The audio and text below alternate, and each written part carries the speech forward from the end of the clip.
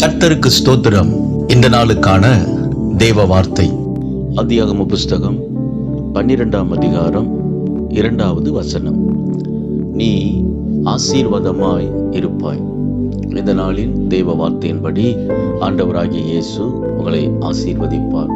ஆபிரகாமுக்கு சொல்லப்பட்ட ஆசீர்வாதங்கள் அவருக்கு நிறைவேறியது. கர்த்தர் அதை நிறைவேற்றினார். நம்ம வாழ்க்கையிலும் இந்த புதிய ஆண்டுல உங்களுக்கு கொடுக்கப்பட்ட வாக்குத்தத்தத்தை கர்த்தர் ஆசீர்வதித்து உயர்த்துவார்.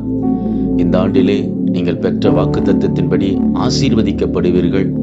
ஆண்டவர் உங்களுடைய எல்லா காரியத்திலும் நன்மையை கட்டளையிட்டு அவர் உயர்த்துவார். நீங்கள் ஆசீர்வாதமாய் இந்த ஆண்டை அனுபவிக்க கர்த்தர் கிருபை செய்வார். விசுவாசியுங்கள், மகிழ்ந்து களி கூறுங்கள். இயேசு உங்களை ஆசீர்வதிக்கிறார். ஆமென்.